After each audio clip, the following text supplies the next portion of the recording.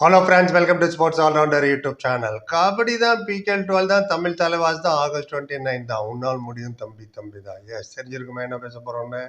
Daily ஏதாவது ஒன்று தமிழ் தலைவாசை பற்றி பேசுங்க சார் அப்படின்னு நிறைய பேர் கேட்குறீங்க. சொன்னதே கூட திருப்பி சொல்லுங்கிறீங்க. நல்லா இருக்கும் உங்களோட ஆர்வம்லாம் பார்க்க. வாட்டி தொட்டுறோம் தூக்குறோம். ஆமாம். அண்ட் ஒருத்தர் கூட அவங்க ஸ்பீச் கேட்காம எனக்கு தூக்கமே வரலன்னா வேற ஒருத்தர் கமெண்ட் போட்டுருந்தாரு. நிஜமாவா தாலாட்டு பாடுற மாதிரி இருக்கான்னு நான் பேசுறது. Anyway, thank you so much. Appreciate பண்ணவங்களாம். இப்போ நான் பேச போகிறது இதெல்லாம் ஒரு கண்டென்ட்னு நினைக்கிறோம். இங்கேருந்து இப்படியே போய்டுங்க. அப்புறமா வந்து புலம்பக்கூடாது. நீங்கள் போய்ட்டு நிறைய வேலை இருக்கும். பிக் பாஸ் யார் அடுத்தது ஆங்கரு அதெல்லாம் பார்த்து தெரிஞ்சு வச்சுங்க. டயத்தை இங்கே வேஸ்ட் பண்ண வேண்டாம். இது யார் என்னோடய வீடியோ பிடிச்சி பார்க்குறாங்களோ அவங்களுக்காக. தமிழ் தலைவாஸ் லாஸ்ட் 2 சீசனாக நம்ம குவாலிஃபை ஆகலை. ஆமாம், சஞ்சீவ் பல்லியோட 2 இன்டர்வியூ போட்டோம். Part 1 part 2. அதுலேயே நிறைய விஷயங்கள் பேசியிருக்காரு. அவர் பார்க்காத போய் டக்குன்னு அதையும் பார்த்துருங்க. இன்னைக்கு காத்தால கூட டாப் 10 ஆல்ரவுண்டர்ஸ் போட்டிருக்கோம் 12 டீமில் உள்ள. அதில் வந்து யார் பெஸ்ட்டுன்னு உங்களோட ஒப்பீனியனும் கொடுங்க. அதை போய் பார்த்துருங்க. அந்த வீடியோவும் இன்ட்ரெஸ்டிங்காக இருக்கும். யார் யார்கிட்ட என்னென்ன ஆல்ரவுண்டர் இருக்காங்கன்னு. ப்ரீ கேம்ப்பு ஸ்டார்ட் ஆகிடுச்சின்னு சொல்லிட்டார் ஆல்ரெடி சஞ்சீவ் பல்லியான். 10th ஜூலை அப்போவே கிட்டத்தட்ட 5-6 நாள் ஆகிடுச்சு.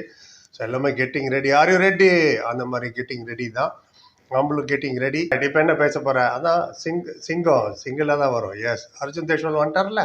நிறைய பேர் நேற்றே போட்டிங்க சார் வந்துட்டார், வீடியோ அங்கே வந்து ஏர்போர்ட் லேண்டோன்னு அடுத்த நிமிஷம் எனக்கு மெசேஜ் கமெண்ட்டு, வீடியோ போடுங்க சார். நல்லா இருக்குது கேட்குறதுக்கு. நிறையா இருக்குது அவரை பற்றி பேசுகிறதுக்கு. அண்ட் ஜெய்ப்பூரில் இருந்தனால நம்ம ஜாஸ்தி அவரை பற்றி பேசினது இல்லை. அதுக்கு மட்டும் சேனல் கான்ட்ரிபியூட் பண்ணி தேங்க்ஸ் சொல்லிடுவோம். அது ரொம்ப முக்கியம். இல்லைன்னா இவ்வளோ வீடியோஸ் போட முடியாது. ஏன்னா 5000 வியூஸ் போனால் தான் ஒரு $1 வரும். 85 ரூபா வச்சு எவ்வளோ வீடியோஸ் போட முடியும் சொல்லுங்க பார்ப்போம். எவ்வளோ உழைப்பதில் இருக்குது. அதனால் இந்த மாதிரி கான்ட்ரிபியூஷன். முருகன்ற ஒரு 40 ருபீஸும் ரெகுலராக கான்ட்ரிபியூட் பண்ணுறாரு. அப்புறம் சங்கர்ன்ற ஒரு 100 ருபீஸும், ஈஸ்வரமூர்த்தி ஒரு 40 ருபீஸ் கான்ட்ரிபியூட் பண்ணியிருக்காரு. Thank you so much Murugan, Shankar and Eswaramoorthy. Friends, fans, viewers, subscriber நீங்களும் கான்ட்ரிபியூட் பண்ண நினச்சா லைக், டிஸ்லைக் பக்கத்தில் சூப்பர் தேங்க்னு ஒரு பட்டன். ஒரு அமுக்கு 40 ருபீஸ் தான் மினிமம். சேனல் வளர்ச்சிக்கு ரொம்ப யூஸ்ஃபுல்லாக இருக்கும். அடுத்த வீடியோவில் உங்கள் பேரை சொல்லுவோம். யூடியூப் உங்கள் பேர் பக்கத்தில் ப்ளூக்கில் தேங்க்ஸ் போடுவாங்க. கம்பல்ஷனில் ஜஸ்ட் ரிக்வெஸ்ட் தான். ரைட், இப்போ விஷயத்துக்குள்ளே போயிடலாம்.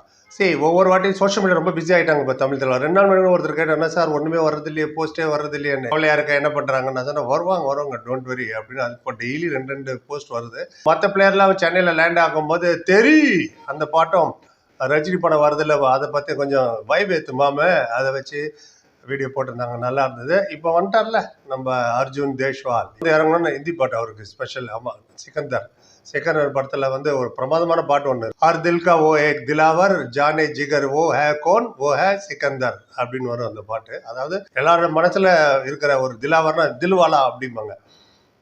கெத்துறா நீ அந்த மாதிரின்னு வச்சுங்களேன். திலாவர் எல்லா மனசுல இருக்கிற திலாவர் யாரு, நல்லா நெஞ்சு நிமித்திட்டு ஜிகர் எதுவாக இருந்தாலும் முன்னாடி பண்ணிக்கிற யார், அவர் தான் சிக்கந்தர் அப்படின்னு தான் அந்த பாட்டு வரும்.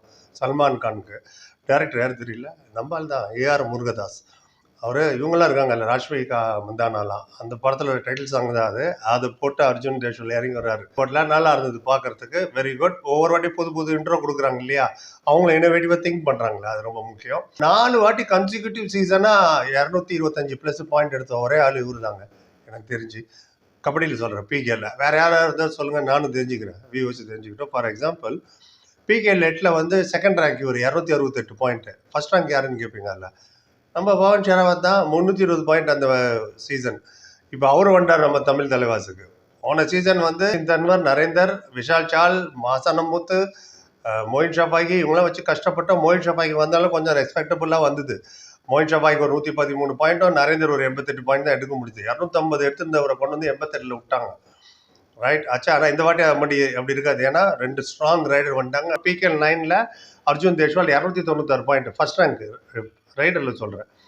பிகேஎல் 10ல் பார்த்தீங்கன்னா 278 பாயிண்ட் செகண்ட் ரேங்க். எஸ், அவரோட ஸ்டாண்டர்டுக்கு பிகேஎல் 11 தான் கொஞ்சம் கம்மியாக போச்சு. 230 பாயிண்ட் தான் தேர்ட் ரேங்க். இவ்வளோ எல்லாத்தையுமே கடந்த 4 சீசனில் 225 பாயிண்ட்டுக்கு மேலே எடுத்த ஒரே வீரர் அர்ஜுன் தேஷ்வால்.